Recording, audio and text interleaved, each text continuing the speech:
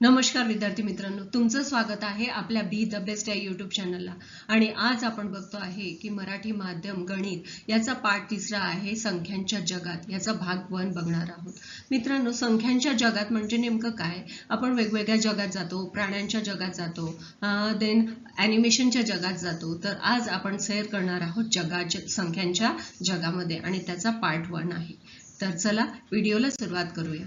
इथे आपण मागच्या वर्षी काय दिलेलं आहे त्याचं एक छोटंसं रिकॅप करणार आहोत. काय काय उजळणी आहे ती आपण छोटीशी समजून घेणार आहोत.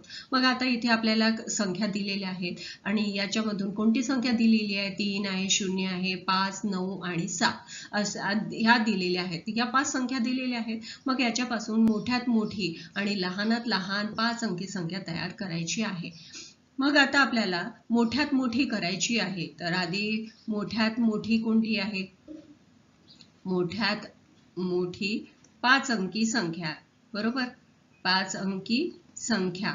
तर आता 5 अंकी संख्या कोणती आहे? तर मोठ्यात मोठी म्हणजे आधी सगळ्यात मोठा नंबर लिहावा लागेल. सुरुवातीला मोठा नंबर कोणता आहे? मग 9 आहे, देन 7, 5, 3, 0. बरोबर. आता आपण लहान 5 अंकी संख्या लिहिणार आहोत. लहान 5 अंकी संख्या, बरोबर. मग आता लहान 5 अंकी संख्या कोणती आहे? मग आता तुम्ही कसं लिहिणार? मग लहान कोणती आहे? 0 आहे, मग 3, 5, 7, 9 असं लिहिलं तर आपलं आन्सर हे चुकीचं होणार आहे. का बरं? कारण की 0 जर संख्येच्या आधी लिहिलं तर त्याला अर्थ नसतो. तर आपल्याला तो कधी लिहायचा असतो? संख्येच्या नंतर. म्हणून लहान अंकी 5 जर 0 असेल तर लहान अंकी करताना 0 नंतर मोठा नंबर कोणता आहे?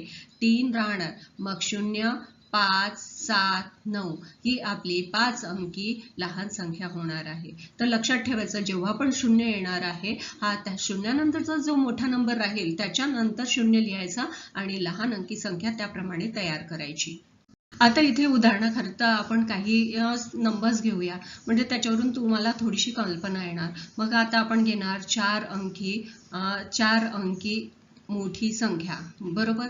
मग आता 4 अंकी मोठी संख्या. आता त्याच्यासाठी मी काही संख्या इथे घेते आहे. इथे घेतलं मी समजा 5, 3, देन 8 आणि 4 अशा घेतल्या. तर आता 5 अंकी मोठी संख्या, तर आधी सर्वात मोठा नंबर मला लिहायचा आहे, 8 लिहायचा आहे. देन 5, 4 आणि 3 ही माझी 4 अंकी मोठी संख्या झाली. पण आता मला 4 अंकी लहान संख्या लिहायची असेल तर मला काय करावं लागेल? लहान संख्या लिहायचं आहे. तर त्याला मला करताना काय करावं लागेल? आधी सुरुवातीला लहान नंबर, मग 3, 4, 5, 8 म्हणजेच 3458 ही माझी लहान संख्या झाली 4 अंकी. आणि ही कोणती झाली? मोठी संख्या. आता माझ्या जवळ 5, 3, 2 आता हे 3च डिजिट आहे, पण याच्यापासून मला 5 अंकी मोठी संख्या तयार करायची आहे. मग आता तुम्ही म्हणाल इथे मला तर संख्या 3च दिलेल्या आहेत, मग त्याच्यापासून मी मोठी संख्या कशी तयार करणार? तर 5 अंकी मोठी संख्या कोणती आहे? तर आधी आपल्याला मोठी संख्या लिहिताना आपण काय करणार? आधी 5, 3, 2 हे लिहून घेणार आणि सगळ्यात मोठा नंबर किती आहे? 5. आता हे किती झाले? त्याच्या आधी मी काय करणार? 5 म्हणजे झाले माझे 1, 2, 3, 4, 5. 5 अंकी मोठी संख्या माझी तयार झाली. आता मला 5 अंकी लहान संख्या तयार करायची आहे, बरोबर. लहान संख्या तयार करायची आहे. तर मी लहान संख्या करताना आधी कोणती लिहिणार? आता मी लिहिलं 2, 3, 5 असं मी लिहिलं. पण याच्यातली लहान संख्या माझी कोणती आहे? 2 आहे. मग आता मी याच्या समोर 2 देणार, म्हणजेच काय आहे? 22,235 ही माझी 5 अंकी लहान संख्या तयार झालेली आहे. अशा प्रकारे म्हणजे आपण संख्या कशा तयार करू शकतो ते इथे आपल्या लक्षात येईल. आता इथे आपण नैसर्गिक संख्या आणि पूर्ण संख्या म्हणजे काय ते समजून घेणार आहोत. आता नैसर्गिक संख्या म्हणजेच नॅचरल नंबर त्याला इंग्लिशमध्ये असं म्हटलं जातं. आता सुरुवातीला समूहातील वस्तू मोजण्यासाठी, आता प्रत्येक वस्तू आपल्याला मोजायची असेल तर तेव्हा नंबर्सची गरज लागते, आपल्याला अंकांची गरज लागत असते. आता ते नंबर्स आपण मोजताना 1, 2, 3, 4 अशा संख्या वापरत असतो, म्हणजे त्या मोजत असतो आणि त्यालाच मोज संख्यांनाच नैसर्गिक संख्या असं म्हणतात. म्हणजेच त्याला इंग्लिशमध्ये काउंटिंग नंबर्स असं असं म्हणतात. मोज संख्या आहे ना, आपण मोजतो म्हणजे मोजता येणाऱ्या संख्या, बरोबर, त्यालाच नैसर्गिक संख्या असं म्हणतात. मग आता नैसर्गिक संख्या म्हणजे काय, तर तुमच्या लक्षात आलं पाहिजे की 1 2 3 4 पासून स्टार्ट होणारे जे नंबर्स आहेत त्याला नैसर्गिक संख्या असं म्हणतो आणि त्यालाच इंग्लिशमध्ये काय म्हणतात, त्यालाच इंग्लिशमध्ये नॅचरल नंबर्स असं म्हणतात, बरोबर. मग आता नैसर्गिक संख्या असंख्य आहेत, आपल्याला मोजता नाही येत आहे ना, नैसर्गिक संख्या आपण प्रत्येक ठिकाणी वापरतो. मग आता इथे एक्झाम्पल दिलेलं आहे, 2000च्या जनगणनेनुसार एका शहराची लोकसंख्या एवढी होती, बरोबर. मग आता याच्यामध्ये 1 2 3 4 हे नंबर्स आले, तर आता हे कोणते आहेत, हे नैसर्गिक नंबर्स आहे. आणि बघा इथे दुसरं आणखीन उदाहरण दिलेलं आहे, पुस्तकांची संख्या किती दिलेली आहे, म्हणजे त्याच्यामध्ये सुद्धा 1 2 3 4 हे नंबर्स आलेले आहे, यालाच आपण काय म्हणतो, नॅचरल नंबर्स म्हणजेच नैसर्गिक संख्या म्हणतो. आता तुमची कन्सेप्ट ही क्लिअर झालेली असेल. नैसर्गिक संख्या म्हणजे काय, 1 पासून स्टार्ट होणारे नैसर्गिक संख्या. आता नैसर्गिक संख्या मध्ये लहान नैसर्गिक संख्या कोणती आहे, 1. सगळ्यात लहान तुम्हाला म्हटलं की लहान नैसर्गिक संख्या कोणती, लहान नैसर्गिक संख्या कोणती आहे, 1. आणि तुम्ही म्हणू शका पण मोठी नैसर्गिक संख्या कोणती आहे रे बाबा, मग तुम्हाला म्हणाल मोठी कोणती आहे, आपण सांगूच शकणार नाही, अमर्याद आहे, आपल्याला नंबर सांगताच नाही येणार की नेमकी ही मोठी संख्या आहे, म्हणून ती आपल्याला सांगू शकत नाही. म्हणून आता ही कन्सेप्ट तुमची लक्षात झाली. ज्या समूहामध्ये मोजता येण्यासाठी आपण 1 2 1 पासून स्टार्ट होणारे नंबर्स आहेत त्याला नैसर्गिक संख्या असं म्हणतात. आता इथे आपल्याला काही नंबर्स दिसत आहेत, काय नंबर्स दिलेले आहेत, 1 2 3 हे काय आहे, नैसर्गिक संख्या आहे. मग या नैसर्गिक संख्या किती आहे, सर्वात लहान नैसर्गिक संख्या कोणती आहे, 1 आहे, बरोबर. पण सगळ्यात मोठी नैसर्गिक संख्या आपण सांगू शकतो का, नाही, आपल्याला सांगताच येणार नाही, कारण की अमर्याद आहे, अनगिनत आहेत, ते आपल्याला सांगताच येणार नाही की नैसर्गिक संख्या कोणती आहे. मग आता इथे एक्झाम्पल दिलेलं आहे, 7 आणि 12, 7 अधिक 5 म्हणजे 12 झाले, मग ही नैसर्गिक संख्या आहे का, हो आहे, कारण की 1 आणि 2 हे कशामध्ये येतात, नैसर्गिक संख्येमध्ये येतात, स्टार्टिंग 1 पासून होते की नाही, म्हणून ते येतात. मग 7 मधून 5 वजा केले तर 2 राहिले, मग ही सुद्धा नैसर्गिक संख्या आहे, हो आहे, कारण की 1 नंतर 2 येतो, बरोबर, 2 ही नैसर्गिक संख्या आहे. पण इथे एक्झाम्पल दिलेलं आहे, 5 मधून 5 वजा केले 0 राहिले, मग ही काय आहे, नैसर्गिक संख्या आहे. आणि ही नैसर्गिक संख्या आहे का, नाही, याला नैसर्गिक संख्या नाही म्हणता येणार. आता एक्झाम्पल आपण घेणार आहोत. आता इथे आपण घेणार आहे 8 मधून 8 आणि 6 गेले तर मग किती झाले, 14 झाले. मग 14 ही नैसर्गिक संख्या आहे का, हो आहे, कारण की 1 आणि 4 येतात, बरोबर. मग आता 8 मधून 6 वजा केले तर किती राहिले, 2. मग 2 येतात का रे बाबा, येतात, कारण की 2 पण हे काय आहे, 2 एक नंतर 2 नंबर येतो म्हणजे 2 हा नैसर्गिक नंबर आहे. पण मग मी 8 मधून 8 वजा केले आणि 0 राहिले तर इथे नैसर्गिक संख्या होणार का, नाही, कारण की आपली सुरुवात कुठून होते आहे, 1 पासून होते आहे. तर मित्रांनो, नैसर्गिक संख्या म्हणजे काय, आता ही कन्सेप्ट तुमची चांगलीच क्लिअर झालेली असेल, नाही का. आणि तुम्हाला हा व्हिडिओ कसा वाटला कमेंटमध्ये जरूर कळवा आणि व्हिडिओला लाईक, शेअर आणि सबस्क्राईब करायचं विसरू नका, जेणेकरून नवीन येणारे अपडेट्स तुमच्यापर्यंत पोहोचतील. नेक्स्ट काय दिलेलं आहे, आपल्याशी कोण बोलतो आहे, मी शून्य बोलतो आहे आणि याचा शोध कोणी लावला, आर्यभट्ट यांनी लावलेला आहे, बरोबर, आर्यभट्ट. आता तो शून्य आपल्याशी बोलतो आहे आणि तो काय म्हणतो आहे, मित्रांनो मला ओळखलं का, मी तुमच्या रोजच्याच जीवनातला आहे, परिचयातला आहे. आता पुष्कळ जण म्हणतो बिलकुल तू शून्य आहे, तुला काहीच येत नाही. आणि जेव्हा आपण म्हणतो काहीच येत नाही म्हणजे मग आपल्याला असं वाटते अरे आपण काहीतरी कमी आहे असं आपण म्हणतो, पण माझं काही व्हॅल्यू ही काही कमी नाही गणिताच्या भाषेमध्ये, असं तो म्हणतो. आणि माझं चिन्ह काय आहे, हे बघा इथे झिरोचं हे चिन्ह आहे. मग माझा कुठे शोध लागला, माझा भारत देशामध्ये शोध लागला, नाही का. मग माझा शोध लागला त्यावेळी खूप सारा गोंधळ झाला, कारण की तुम्ही नैसर्गिक संख्या शोधून काढल्या, नैसर्गिक संख्येमध्ये काय काय येतात, 1 2 3 4 5 6 7 8 9 पर्यंत तुम्हाला कळलं. हे 9 नंतर तुम्हाला म्हणजे दशक स्थानी काय लिहायचं हा तुमच्यामध्ये गोंधळ उडाला होता आणि तेव्हाच तो गोंधळ कोणी क्लिअर केला, मी क्लिअर केला. असं कोण बोलतोय आपल्याशी, हा शून्य बोलतोय. मग हा 10वा नंबर कोणता आहे, तर 10वा नंबर कोण आहे, मी आहे, असं तो म्हणतोय. मग भारताबाहेर मला काय म्हणतात, मला व्हाईट म्हणतात, सायफॉस म्हणतात, झेपिरो म्हटलं, मला झिप्रा सुद्धा असं म्हटलं आहे काही लोकांनी. मग माझी नावं खूप वेगवेगळी आहे. मग आता झेपिरोचं आता मग त्याचं ट्रान्सफॉर्मेशन झालं, माझं रूपांतर झालं आणि मला आता सगळीकडे झिरो म्हटल्या जाते, बरोबर. मग माझं खूप महत्व आहे, इम्पॉर्टन्स आहे बरं का. आता तो म्हणतो की जर एकदा मी एकदा असलो की संख्येची किंमत 10 पटीने वाढते. म्हणजेच समजा एक एक्झाम्पल घेतला, आता 0 आणि 5, 5च्या आधी मी हा 0 लिहिला तर मला व्हॅल्यू नाही, पण 5 नंतर मी 0 लिहिला तर याची व्हॅल्यू कितीनी 10 पटींनी वाढली एकदम. म्हणजे 5चे किती झाले 50, आणखीन त्याच्यामध्ये एक 0 ऍड केला तर किती झाले 500. म्हणजेच त्याची व्हॅल्यू कितीनी 10 पटींनी वाढते आहे. आणखीन एक ऍड केला तर किती झाले 5000. पुन्हा एक ऍड केला तर किती झाले 50,000. आणखीन एक ऍड केला तर किती झाले 5 लाख. म्हणजे याची व्हॅल्यू किती वाढते आहे 10च्या संख्येने 10 पटींनी वाढते आहे. म्हणून माझा काही व्हॅल्यू कमी आहे का नाही. असं कोण बोलतंय आपल्याला, शून्य बोलतोय. मग आता शून्याचा शोध लागला, मग काय झालं बघा, शून्याचा शोध लागला. मग त्याच्यामुळे शून्याला सुद्धा त्याला समाविष्ट करणं जरुरीचं होतं, गरजेचं होतं. आणि म्हणून त्या 1 पासून सुरू होणाऱ्या संख्येमध्ये 0 ऍड केलं आणि त्यालाच काय म्हटलं जातं, पूर्ण संख्या समूह असं म्हटलं जातं. म्हणजे ज्या संख्येची सुरुवात 0 पासून होते त्याला काय म्हणतात, पूर्ण संख्या असं म्हणतात.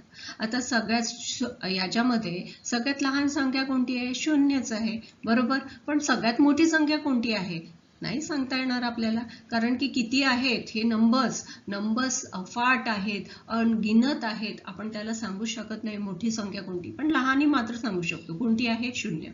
आणि आपण कोणतं आहे, काय शिकतो आहे आता, पूर्ण संख्या.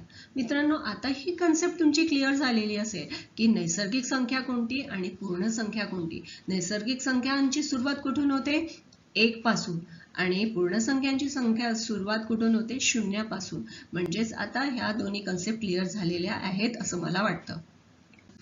काय दिलेलं आहे बघा, खाली सारणीत जगातील काय आहे, 5 शिखरांची समुद्र सपाटीपासून उंची मीटरमध्ये दिलेली आहे. मग त्याचं आपल्याला लिहायचं आहे. आता हे नंबर्स दिलेले आहे, K2 आहे, 8611 आहे, देन लाओत्से आहे, 8516 आहे, माउंट एव्हरेस्ट 8849 आहे, मकालू 8485 आहे आणि कांचनगंगा हे 8586 आहे.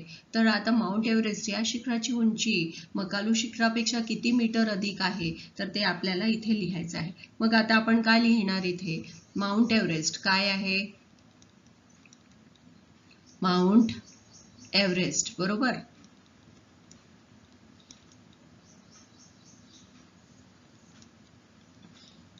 माउंट एव्हरेस्ट किती दिलेला आहे आपल्याला, 8849.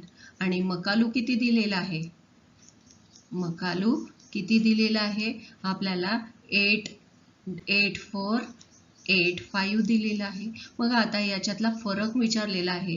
तर आता हे सगळं काय आहे, मीटरमध्ये आहे, बरोबर. हे मीटरमध्ये आहे. मग आता किती मीटर अधिक आहे, तर मीटर अधिक आहे तर त्याच्यासाठी आपल्याला काय करावं लागेल, वजाबाकी करावं लागेल. आता 9तून 5 गेले, किती राहिले, 4 राहिले. मग आता इथे राहिले 13, 13तून किती राहिले, 8 आणि 5 13, म्हणजे इथे 7, म्हणजे आणि हे 0, म्हणजेच किती आहे, तर आता किती मीटर अधिक आहे, तर 354. आता आपण इथे लिहिणार 354 मीटर अधिक आहे. काय आहे, कशाची उंची, माउंट एव्हरेस्टची उंची ही मकालूपेक्षा 354 मीटर अधिक आहे. हे आता तुम्हाला पूर्ण याच्यामध्ये लिहावं लागेल, बरोबर. आता इथे आपण एक नवीन कन्सेप्ट शिकणार आहोत, चढता क्रम आणि उतरता क्रम. आता चढता क्रम आपल्याला माहिती आहे की आधी लहान लिहायची, मग मोठी मोठी मोठी संख्या लिहायची, आणि दुसरं काय आहे, उतरता क्रम, बरोबर. आता हे काय आहे, उतरता क्रम. आता ह्या 2 कन्सेप्ट आहे. इथे काही आपण नंबर्स घेऊया, म्हणजे 78 56 घेतले, देन 76 55 घेतले, देन 73 22 घेतले, देन 6 9 5 3 घेतले, आणि 8 9 4 6 घेतले. आता हे आपण नंबर्स घेतले. मग आपल्याला चढता क्रमाने लिहायचं आहे. तर चढता क्रम म्हणजे आधी काय लिहावं लागेल, सगळ्यात छोटा नंबर लिहावा लागेल. म्हणजे काय आहे, 6953 झालं. मग आता त्याच्यापेक्षा मोठा नंबर कोणता आहे, तर 73 22 हा झाला. त्याच्यानंतर काय आहे, 76 55, देन 78 56, आणि लास्टमध्ये 89, 46 म्हणजे हा चढता क्रम, लहानपासून मोठा मोठा आपण लिहिलं. आणि उतरता क्रम म्हणजे काय, आता आपल्याला मोठी संख्या आधी सुरुवातीला लिहावं लागेल आणि नंतर लहान लहान. तर मग आता उतरता क्रम कोणता आहे, 8, 9, 4, 6, देन 7, 8, 56 झाले, देन 76, 55, देन 73, 22 आणि 69, 53. हे काय झाले, उतरता क्रम झाला. म्हणजे आता तुम्हाला चढता क्रम काय, उतरता क्रम काय, ही कन्सेप्ट क्लिअर झालेली असेल. आणि ह्याच्यावरच आधारित आपला सेकंड क्वेश्चन आहे. तो कसा आहे ते आता आपण बघणार आहोत. बघा, शिखरांची नावे उंचीच्या चढत्या क्रमाने लिहायचं आहे. आता चढता क्रम लिहायचा आहे, म्हणजेच आता काय आहे, चढता क्रम म्हणजे आधी कोणती लिहावं लागेल, आधी लहान संख्या लिहावं लागेल. तर मग लहान संख्या कोणती आहे याच्यामध्ये, आता आपल्याला ही 1 नंबरला दिसते आहे. तर म्हणजे आता शिखरांची नावं लिहायची आहे. मग पहिले काय लिहिणार आपण, मकालू, बरोबर. देन दुसरं काय आहे, दुसरं आहे हे आहे आपल्याला म्हणजे काय हे, लाओ त्से आहे ना, बरोबर. मग तिसरा नंबर कोणता आहे, तर कांचनगंगा आहे, कांचनगंगा. देन चौथा नंबर काय आहे, चौथा नंबर K2 आहे. आणि पाचवा लास्ट कोणता आहे, माउंट एव्हरेस्ट.